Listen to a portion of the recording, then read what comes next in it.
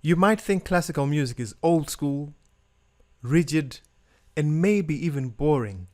But what if I told you that classical training is the secret behind most of the great pianists that we know today? From jazz improvisers to chart-topping songwriters to session musicians. In this video, I'm going to show you how classical music sharpens your technique and unlocks your creativity and actually exposes you to a whole new world of possibilities in music that you might not even have imagined. I'm going to show you music by Bach, Mozart, Beethoven, Chopin, and many others. And so I encourage you to stay with me, and who knows, maybe by the end of this video, you might be seeing classical music in a completely new light. Classical music really improves your technique, so it builds your finger independence and control like nothing else. It actually demands that you really know your scales and arpeggios. So if you take maybe some beginner pieces, like this from Anna Magdalena Notebook, the opening of that piece is an arpeggio.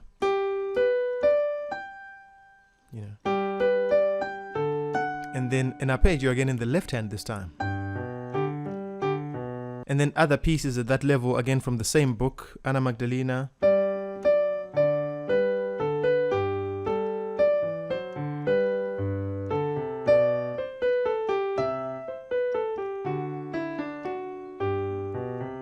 So for you to know this,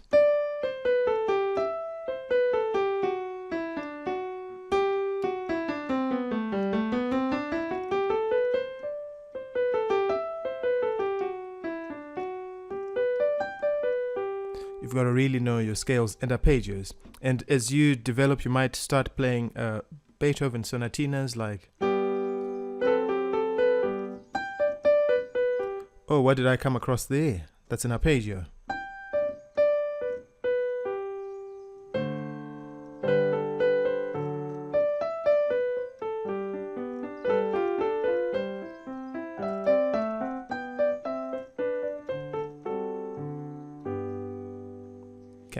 So it really forces you, and as you continue developing, another good example I can think of is this Mozart sonata, the very famous.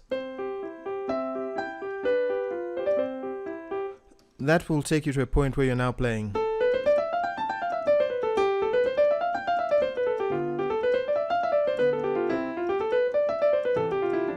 That section right there is scales. So classical music is really going to help you to improve your technique because it's going to be demanding you to play all these scales and arpeggios. I think of this Clementi sonatina as well.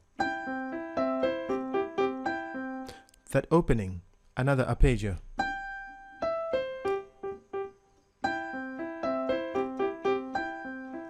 Followed by a scale. So you've got to know your scales and arpeggios.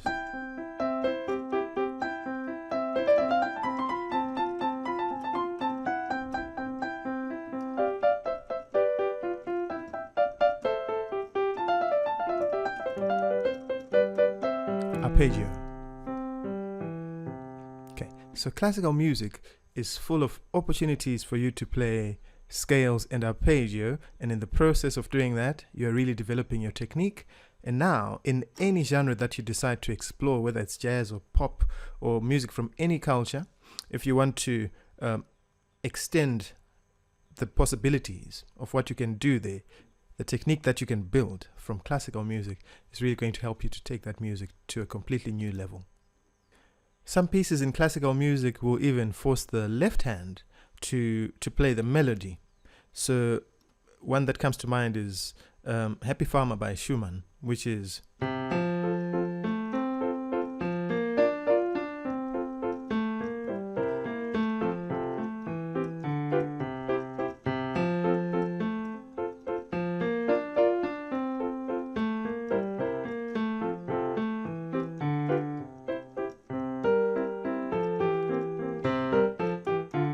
but you can just see how busy my left hand is. The song is actually in the left hand, and my right hand is just doing the accompaniment.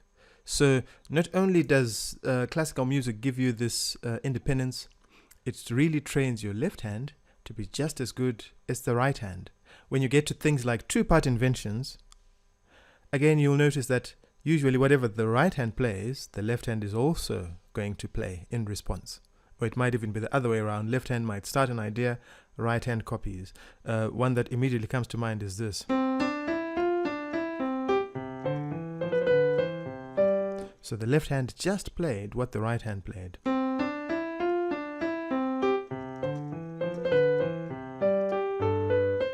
And again here.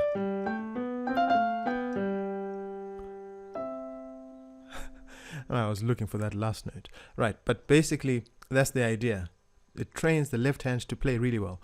Even when I go to more advanced pieces like this sonata by Mozart, which goes... Notice how the left hand gets quite busy.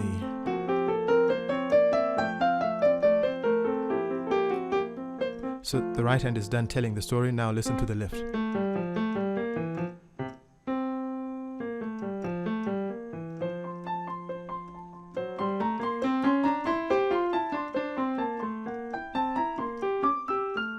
So the left, sorry, my microphone was in the way and I'm trying to look for my notes.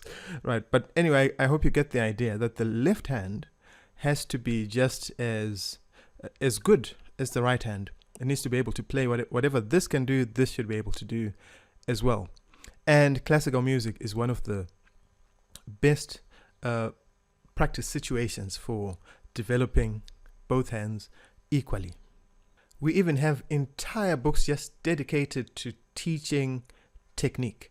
So for example, Hanon exercises or books by Czerny, these are all there to just develop your finger control and to prepare you to play more advanced classical pieces that you're going to come across later on. So you're going to have exercises like...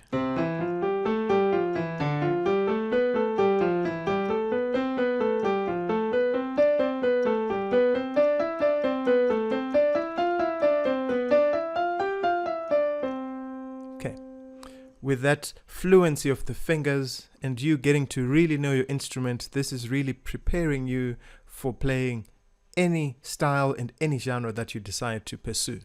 So classical music, very important in that regard. Classical music will help you with reading music, and that's because a lot of the classical music is written anyway, and a lot of it, especially the more advanced you get, a lot of the music is long. I remember at some point learning a Mozart sonata, this one that goes something like... And that first movement alone was 9 pages. So if playing by ear is all you do, then you might find that quite challenging. And you'll also find it quite challenging to memorize the entire thing, because if this is just one movement, imagine playing the entire sonata. Okay, so classical music really forces you to learn how to read and to improve your reading. One of the nice things about a lot of the classical pieces is you get to explore a lot of different rhythms. So with a simple piece like this Beethoven sonata, it's called Sonata in G. So if I play just the opening, which is this.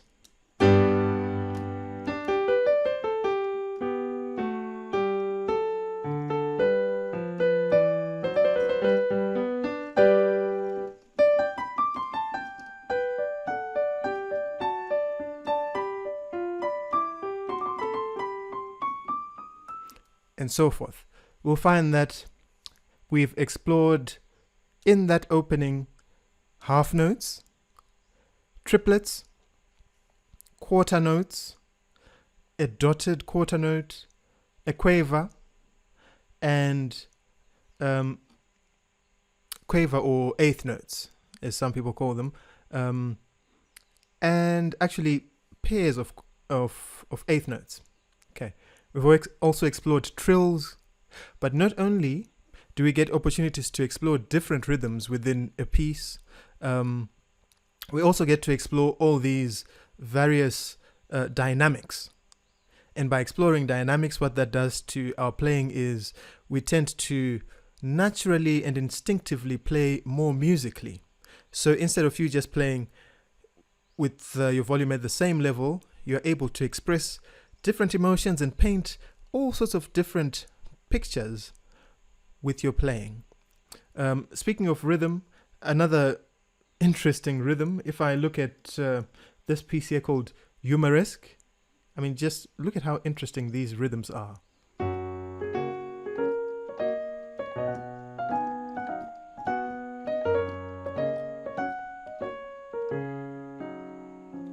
And listen to those dynamics right there. So, I mean, in that piece, we're exploring interesting rhythms. I don't even know what to call these things. Okay, what are they? So you've got your 16th notes and 16th note rests, but also 30-second notes. So, I mean, it's just very interesting. And meanwhile, the left hand is playing those 8th notes. So classical just allows you to explore all these different rhythms, but dynamics, oh my goodness, that's just going to make your playing so musical. So reading music is an important skill regardless of whatever style of music you're going to venture into. So you might maybe just want to play hymns in church.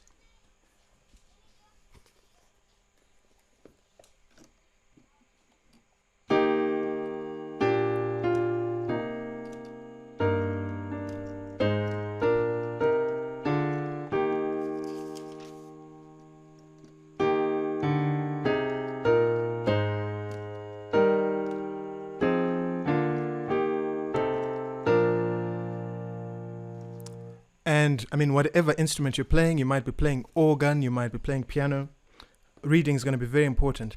I remember applying for a job to play jazz, actually on a cruise ship. And one of their prerequisites was, well, you've got to be able to read music. And at the time, I wasn't a very good reader.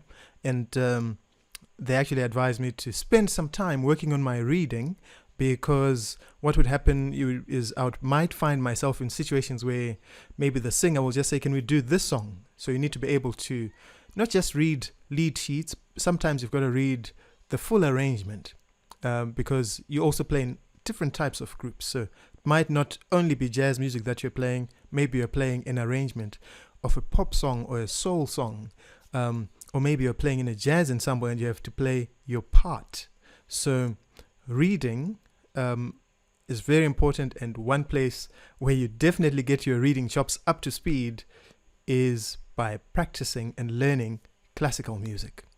Classical music also helps you to fully understand the idea of using the piano as a voice. Actually, some people say the goal of every piano player is to sing through your instrument.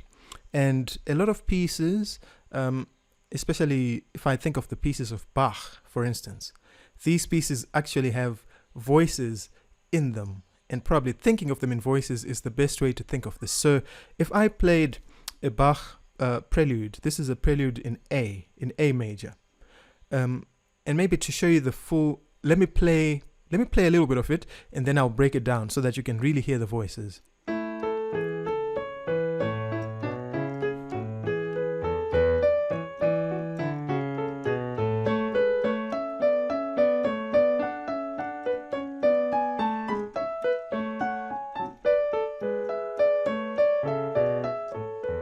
And so forth. Okay, so if I break down what I just did there, here is one of the voices that I was playing. So as I'm playing it, I'm also thinking about how to phrase it, how to shape the melody, the balance between the three different voices, because there's actually three voices happening at the same time, which is another reason you need this, just to develop the ability to get different voices happening at the same time, but each of them being clear. So that means there's some sort of balance that we need and some sort of control. So here is the first voice. It went like this. Okay, so that's voice number one. You could think of that as the soprano if you want. Okay, you could even think of that as an instrument by itself. Maybe that's your violin. Okay, and then maybe here's the bass, or the cello if you want.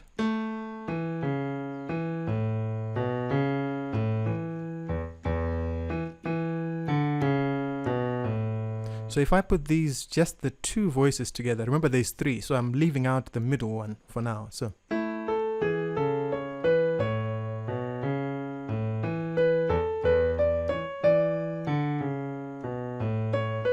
and so forth, right? Here is the middle one.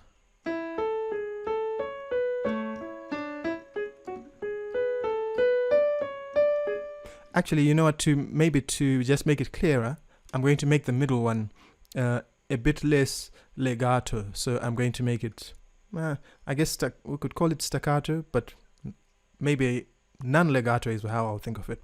Okay, so.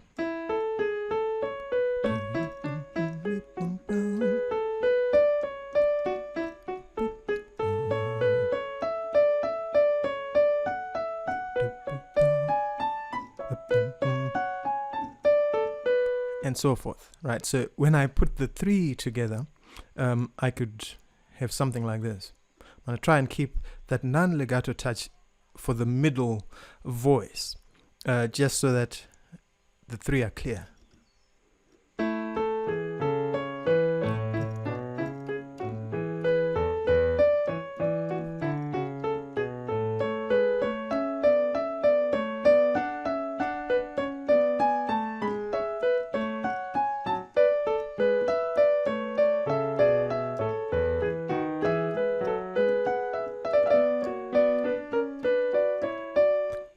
And so forth and so forth. So pieces such as this allow you to develop the ability to bring out different voices and to make your instrument sing.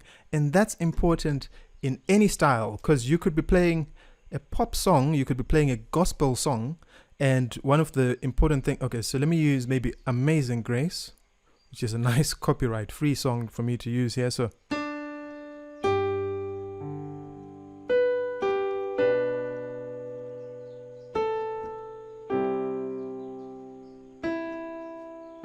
So even when I'm playing in that style, which is not necessarily a Bach or a Baroque type style of playing, you can definitely hear that I'm very conscious of my melody on top.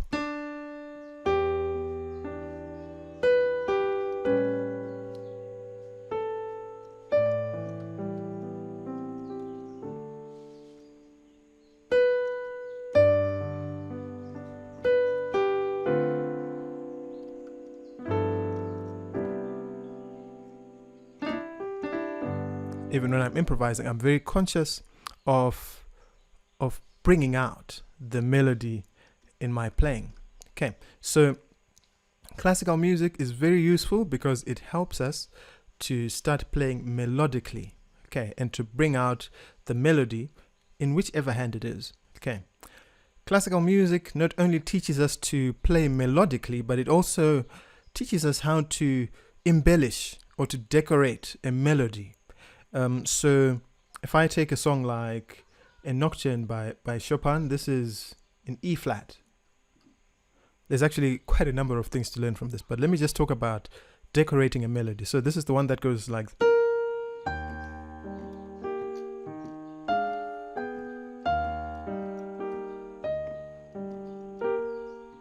this part right here,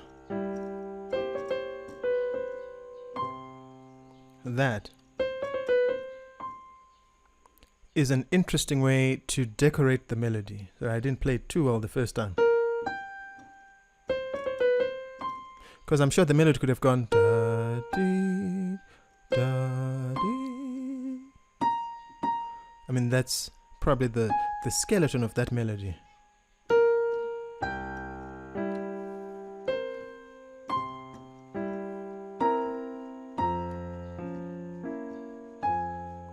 But instead of just that plain boring melody, then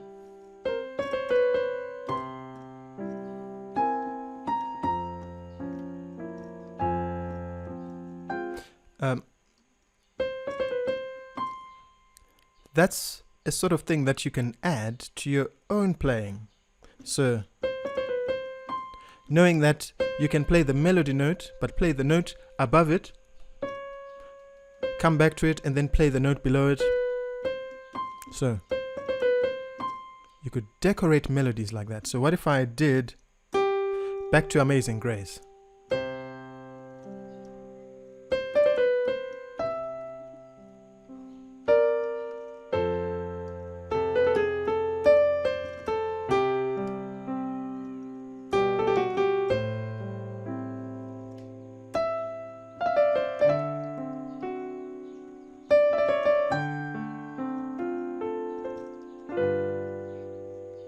You know, so I've just taken that simple melody and decorated it. I could have decorated Happy Birthday or something like that.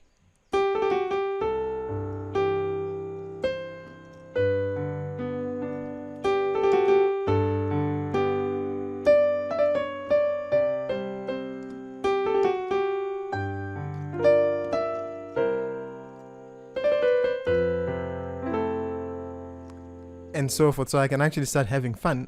This is just one idea that I've taken from one composition, you know.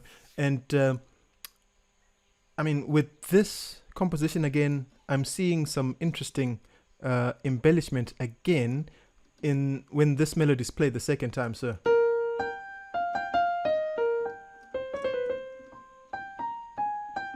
dee da dee da ba, so that's the first time, right? And then the second time,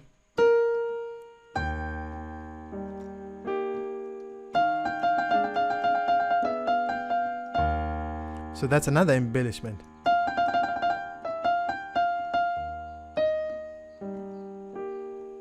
Then beautiful, beautiful embellishments. And then now listen to this. This is so jazzy, actually, if you think about it. Sorry.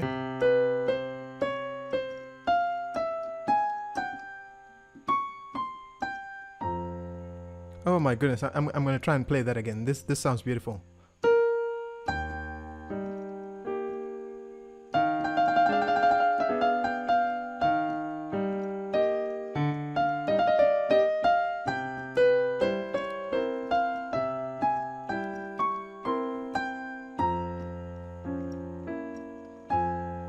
What beautiful embellishment. So classical music teaches us not just to highlight the melody, but oh my goodness, to decorate that melody in so many beautiful ways. So I've used turns, I've used trills, and now I'm using approach notes and all the sort of interesting stuff that could be applied to any genre, any style of music, and it's just going to enhance your playing, if anything. Okay, so if there's one major reason to study classical music, it would be to learn those ideas so that you apply them to whatever else it is that you're playing.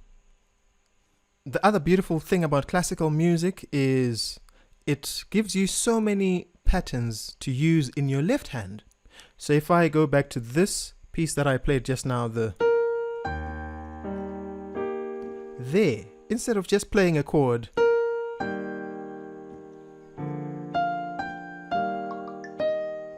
I'm actually playing, I'm jumping from a low bass note and playing inversions of chords. So wow, that's an idea that I could probably take and put into any other song. What if that song is something like Green Sleeves?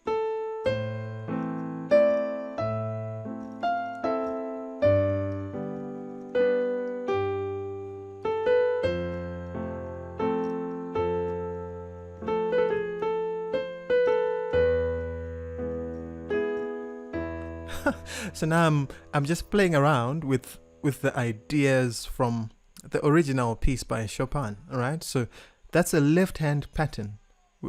Maybe a cool way to describe it might be like a jump bass.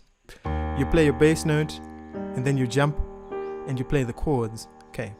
And you can do that in any style. What a beautiful way to play your left hand. You can do that in any song. If you look at a song like, again, for me, Chopin's one of the best examples of different styles. There's a nocturne that he plays. I was just playing the one E flat, but there's one in E major. Again, E minor, which kind of sounds like this. It starts like.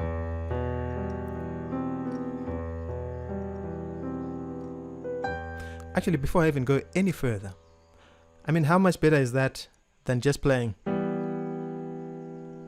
1, 2, 3, 4, 1, 2, 3. That's a much more beautiful left-hand pattern, which again you can apply to other songs.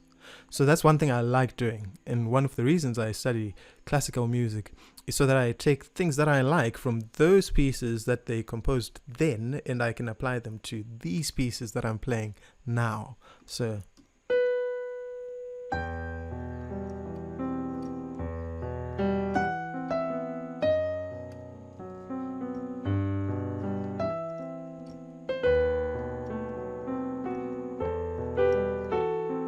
I don't even have that low note.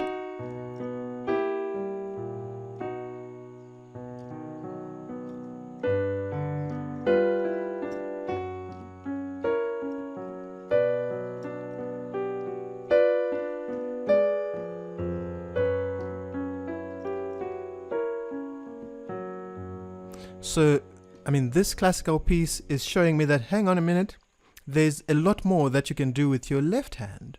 So you've got your right hand playing the melody, but what if your left hand broke up those chords into a pattern which can make it feel like, oh my goodness, flowers blooming, So look at that pattern right there. Instead of an E minor chord, which is just E, G, B, what if you play E, leave out the G, play the B, so E, B, and then you can play the G at the top. Spread out your chord like that. Right? Again, if I think of that Amazing Grace which I played earlier.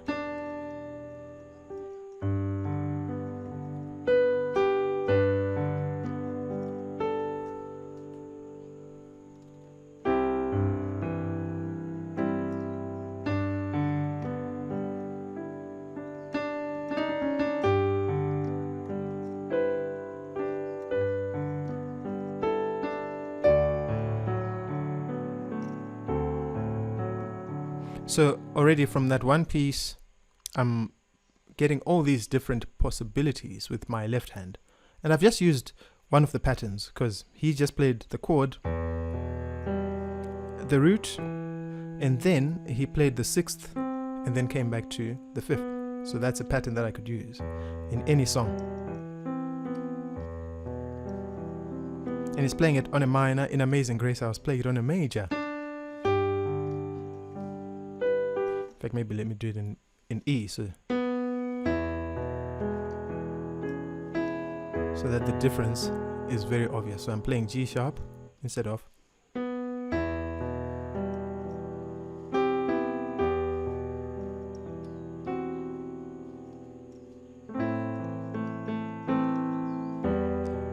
Okay, this is probably, instead of Amazing Grace, I don't know what it is, okay, but it's like minorized. What a cool way to incorporate something that you'd have learned from classical music. So classical music is absolutely packed with left-hand patterns.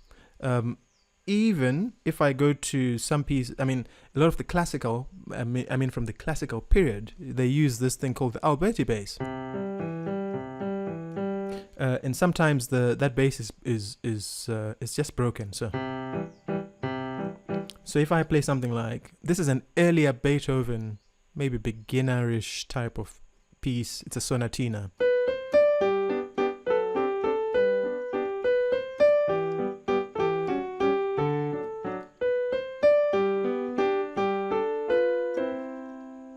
You see, so I'm playing broken chords. That's already telling my left hand there's more to life than just the chord. You can play it in a different style, And also telling my left hand that, with your chord, these are the different ways that you can voice the chord. You could play your seventh chord by leaving out maybe the fifth, or you could play the seventh chord by leaving out the third. So all sorts of left-hand possibilities. That's one of the most beautiful things that you can learn from classical music. Okay. Hello there, my music family and friends. I just wanted to take a quick break from the video, and I hope you're enjoying it as much as I am. Now, really quickly, did you know that about 75% of the people that watch my videos are not yet subscribed to this channel? That means there's a chance that you're probably not subscribed either.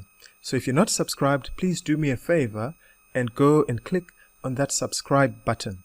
That's really going to help me to continue creating content like this and for this channel to do really well. The next thing I wanted to say was, if you are either a musician or a songwriter who's looking to grow their skills, I would like to invite you to a very special online event.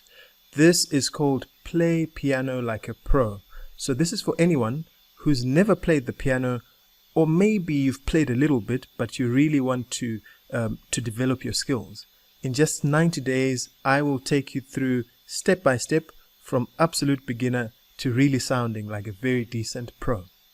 Then the final online event that I would like to invite you to is, if you are a piano player who's already played and you're probably at an intermediate level, so that means you can play some chords and the inversions, you know your scales, and you can play basic songs in different keys. I've got a jazz program that I'm also running over 90 days that I would like to invite you to, where we're going to learn the basics of jazz piano, chord voicings, jazz tunes, chord progressions, how to improvise, the works. So if this sounds like something that you might be interested in, I am going to put a link in the description below, so please click that link and I will get in touch with you. Okay, so let's jump back into the video. Now, if I go back to that Chopin piece that I played, one of the cool things about it, and we find this in a lot of classical pieces, is that you'll see rhythms that cross over each other. So you might have 3 versus 4. So that means if you're going 1, 2, 3, 4, you can have 1, 2, 3, 4. So 1, 2, 3, 1, 2, 3 versus 1, 2, 3, 4, 1, 2, 3, 4. So although if I play this in time, which is probably not recommended, but this is how it's written. It's actually 3 things happening here versus 2 things happening in here. So like 1, 2, 3, 4, 2, 3, 4, and 1, 2, 3, 4, and 1, and 2, and 3. Okay, so you've got 3 versus 2. Sorry, I messed up the end there, but that is the point. Okay, so classical music enables us to explore cross rhythms. Okay, so there's just so many examples of this in classical music. Okay, classical music also gives us the opportunity to develop phrasing. Okay, so not just phrasing, but actually also the balance between the hands. So if I take a song like this, one is by Schumann, one of his early pieces from Album for the Young. It goes,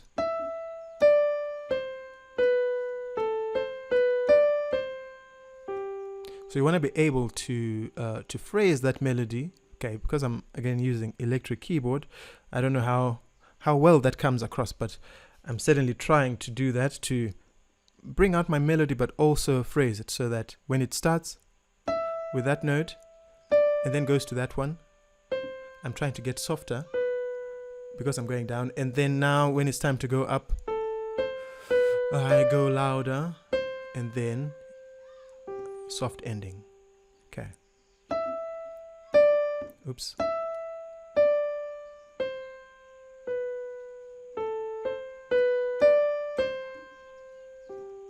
Then get louder.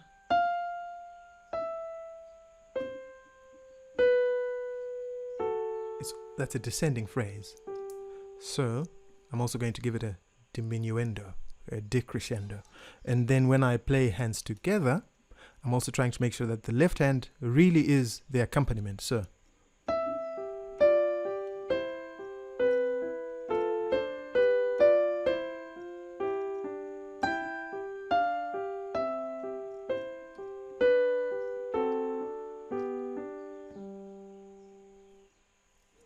Okay, so trying to bring out the balance between the hands and to phrase the melody.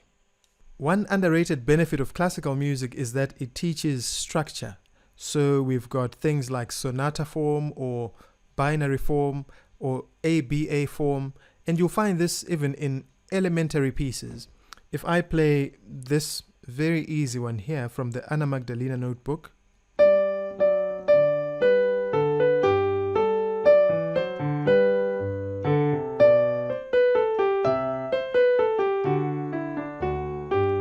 so that is the A section, okay? And it's going to be followed by the A section again.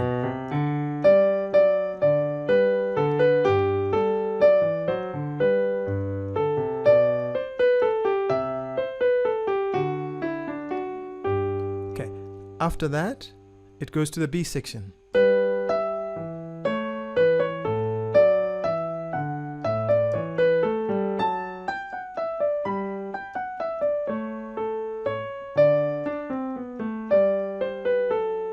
And even in that B section, you can tell how it's going somewhere else again.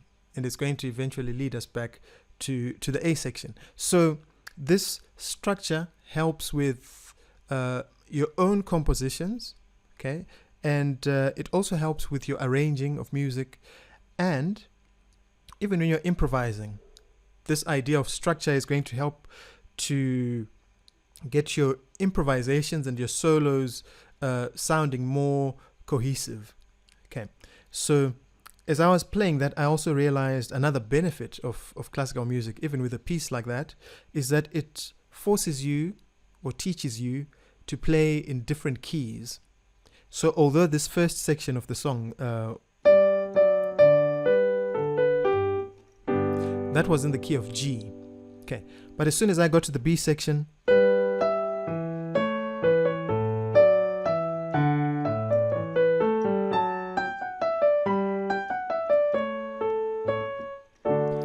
I could hear that the tonal center had shifted. So now I'm playing in the key of D major. Okay, so the song started in the key of G in the A section, but in the B section, I was in the key of D. And I know I'm going to end up again in the key of G at the end. Okay, so most classical pieces modulate. Modulating simply means it's in one key and then it moves to another key. Okay, so from the very elementary pieces, you're forced to play in different keys. I think of pieces like the two-part inventions by Bach. Those are in multiple keys. The Well-Tempered Clavier, the Preludes and the Fugues, those are actually in all 12 keys.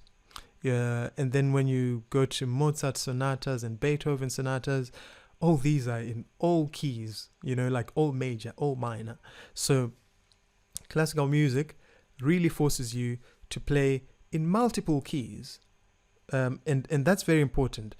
I know sometimes electric keyboards give us the option of, with just the click of a button, you can click where it says transpose, and then you can play, actually let me show you, then you can play a song in the same key, but in another key. So like here I'm playing, this chord right here is G, but if I play that G, now sounds like something else. And I've got quite a number of people that I know who even play gigs, and all they do is they play songs in different keys, but actually they're playing in the one key that they're very comfortable in. So classical will really force you to break out of that. Otherwise, you're going to be pressing buttons like during songs, and it's going to end up in all sorts of confusion. But anyway, that's a major benefit. So structure, but also allowing you to learn to play in different keys and explore the piano as an instrument, because every key has got it's basically its own person, with its own personality. So it's quite important that you explore all 12 keys and to know all major keys, all minor keys. Okay, if anything, that helps you with any other genre that you go to. Okay, so very important. Classical music is going to teach you discipline and patience, because often just because of the sheer complexity of the music, it's going to force you to, number one, you're going to have to practice slowly, okay? And you're going to have to practice in sections until something makes sense. So you might be playing your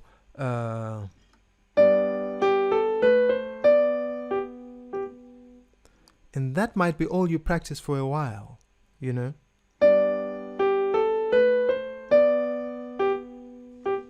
And maybe you might add that note there.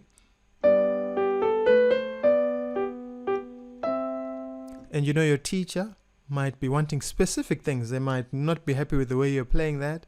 They might be like, okay, I want you to phrase it like this. I want you to focus on the balance between your left hand, your right hand. And you're probably going to get frustrated and be like, oh my goodness, how long is this going to take? Or when am I going to play the songs that I want to play? But you're going to find that after you've acquired all these skills from the process of classical music, you know, the repetition, the patience, the attention to small, fine detail, that's really going to help you excel in whatever other genre of music you decide to do. In fact, this attention to detail might even be very useful for things like production. So good sound engineers, a lot of the ones that I have found had some sort of classical training on an instrument, because they pay very close attention to the fine detail. So they might just make a little adjustment which maybe no one else can hear except themselves, but that just brings the music to life, you know. So it really helps. And in any case, discipline, patience, those are good life skills to have anyway. So that's a reason to just learn classical music right there. So there are the reasons that I think everyone should learn classical music. And unfortunately, sometimes the classical world demands a lot from us, and not everyone is necessarily going to be a concert pianist, and not everyone is going to sound like Horowitz or Arthur Rubinstein. But there are definitely a lot of things that are of great benefit that you could learn, that you can then transfer to any other genre of music that you like. So the challenge that I would like to throw out there to you, if you've never explored classical music, is maybe just start with, challenge yourself to learn at least one classical piece. And you don't have to start with the difficult ones or the fancy ones. You can start off with the elementary ones. Like, I actually enjoy the easy ones, you know, because they're within my reach and I can understand exactly what's going on there.